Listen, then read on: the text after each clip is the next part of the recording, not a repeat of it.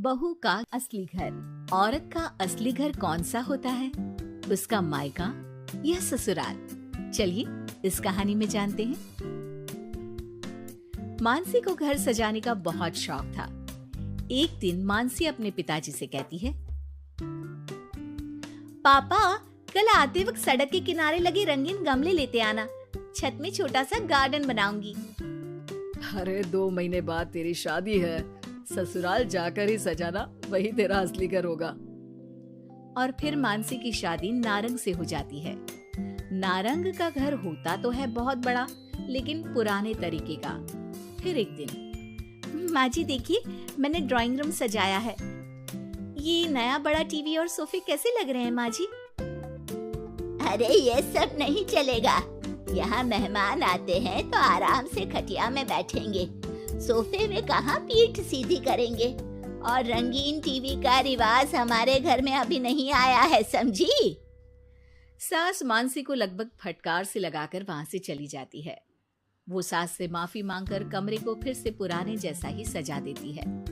एक दिन किचन में मानसी सब्जी बना रही होती है कि तभी उसका पति वहां जाता है। अरे ये क्या कहते हैं इस सब्जी को? परवल जी, हमारे मायके में तो खूब बनती है, आज मन था खाने का तो सबके लिए बना दिया। अरे खाने का मन हो तो अपने घर पर जाकर खाओ ना। अब मानसी समझ जाती है कि पिता ने उसका दिल रखने के लिए ये कहा होगा कि ससुराल ही उसका असली घर है, जबकि उसका असली घर तो उसका मायका ही है। मानसी अपना सामान पैक करके मायके जाती है, जहां वो अपना सामान अपने कमरे में रख ही रही होती है कि मानसी, ये सामान यहाँ मत रखो, ये तुम्हारी भाभी का कमरा है। तुम एक काम करो, कुछ दिन के लिए सामान मेरे कमरे में रख लो। कुछ दिन के लिए मतलब? अगर मुझे हमेशा रहना पड़ा तो माँ? अरे शुभ शुभ बोलो बेटी, हमेशा क्यों मायके में रहेगी? बेटी का असली घर तो उसका ससुराल ही होता है। मानसी को माँ की बात समझ में नहीं आती कि आखिर कौन सा घर उसका है। वो इसी उधेड़बुन में अपने कमरे में जाती है जो शादी से पहले उसका हुआ करता था। अलमारी खोलती है कि तभी पीछे से उसकी भाभी उसे टोक देती है। अरे दीदी, ये क्या, कुछ चाहिए था क्या? मुझे बोल देती। नहीं, मैं तो बस वैसे ही अपनी अलमारी में देख रही थी, लेकिन यहाँ तो मेरा कोई भी सामान नहीं है। दीदी, अब ये अलमारी मेरी है। आपकी शादी के बाद कमरा और अलमारी दोनों ही मेरे हैं। अगर आपको यहाँ आना है मेरे कमरे में या अलमारी से कुछ चाहिए तो आप मेरी इजाजत ले लीजिएगा। मानसी को भाभी की बात बहुत बुरी लगती है। वो सीधे माँ के पास जाती है। माँ, वो तो मेरा कमरा था। हाँ बेटा था, लेकिन अब तो तेरी अलमारी तेरे ससुराल में है ना। हाँ, लेकिन वहाँ तो मैं अपने अनुसार कुछ भी नहीं कर सकती। हर बात पर सास से पूछना पड़ता है, उनके कहे अनुसार ही घर पर रहना पड़ता है, और अब यहाँ भी तुमसे और माँ से पूछना पड़ता है। तो फिर मेरा घर कौन सा है माँ? तभी वहाँ मानसी की भाभी आ जाती है और वो बहुत ही समझदार महिला होती है। अरे ये तो बहुत सरल है मानसी, तुम ससुराल जाओ और कुछ महीनों तक मेरे कहे अनुसार चलो, इस सवाल का जवाब तुम्हें खुद ही मिल जाएगा। भाभी उसके कान में कुछ बातें कहती हैं, जिसे सुनकर मानसी अपने ससुराल चली जाती है। अरे आज सुबह सुबह काम वाली के लिए दरवाजा किसने खोला? घर पूरा साफ, किचन भी पूरा साफ।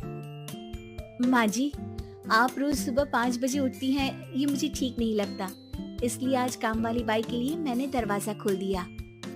थोड़ी देर के बाद मानसी ससुर के पास नाश्ता और दवाई लेकर आती है। अरे मानसी बेटा तुम? हाँ पापा, आप समय पर नाश्ता करके दवाई ले ले।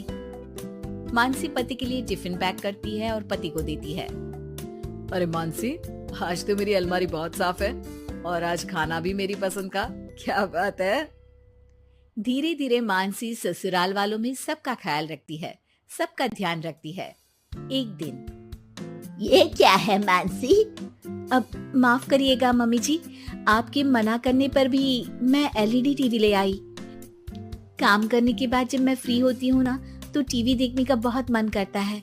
ब्लैक एंड व्हाइट टीवी में मुझे समझ में नहीं आता, इसलिए अपने कमरे के लिए कलर टीवी मंगवाया था। अरे बेटा, तेरा घर है, अपने कमरे में क्यों? ड्राइंग रूम में ही टीवी लगवा दे, हम भी देखेंगे। मानसी सास की बात सुनकर खुश हो जाती है।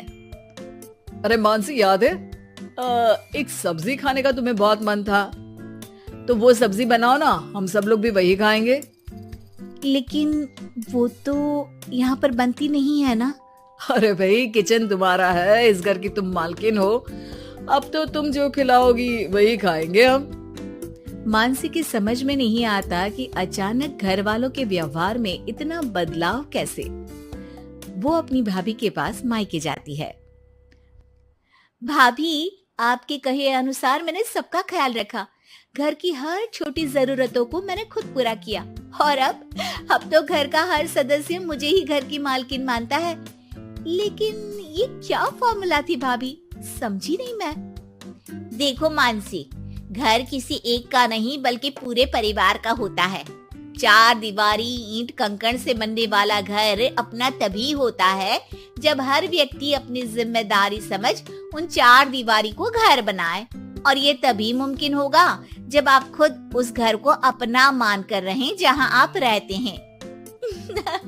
मैं समझ गई भाभी, लड़ाई झगड़ा चालाकी से कोई भी घर अपना नहीं हो सकता, फिर चाहे वो औरत का ससुराल हो या फिर मायका।